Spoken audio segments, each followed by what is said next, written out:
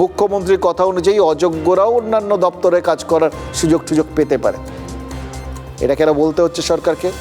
কেন এই সুযোগটা ওই অযোগ্যদের দেওয়া হচ্ছে? যোগ্য শিক্ষকদের পাশাপাশি অযোগ্য জালিয়াতদের দায়টাও কেন সরকার নিচ্ছে? এরা তো অন্যায় করেছে, এটা তো পরিষ্কার। এর জন্যই তো এতগুলো মানুষ ডুবেছে, এটাও পরিষ্কার। তাহলে তাদের দায়ী কেন নিচ্ছে সরকার? সরকারের কি আলাদা কোনো দায়িত্ব রয়েছে এই ব্যাপারটায়? দেখুন, অনেকেই বলবেন এসএসসি নথি হারিয়েছে বলেই এই পরিস্থিতি। তাহলে তার একটা কথাও বলতে হয়, দুর্নীতির পরিস্থিতি ছিল বলেই তো নথি হারিয়েছে বলেই তো সরকার পাইয়ে দিচ্ছে। সরকার একই সঙ্গে আরও 1000 শূন্যপদ তৈরি করেছে, শুনছি অন্যান্য বিভাগেও পরীক্ষা টরীক্ষা হবে।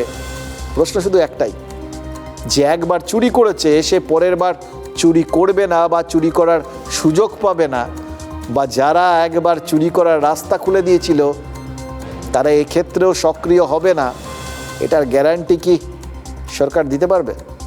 নাকি ফের কিছু ঘটে গেলে আবার এসএসসিকে স্বশাসিত সংস্থা বলে পরিচয় করিয়ে দেওয়া হবে? তাহলেই সরকারের আর কোনো দায় থাকবে না। বুঝেছেন তো কি মজাটা? রাজনীতির খেলায় এবার আমরা কীরকম পিংপং বল সেটা বুঝতে নিশ্চয়ই আপনাদের কোনো অসুবিধা হচ্ছে না, তাই না?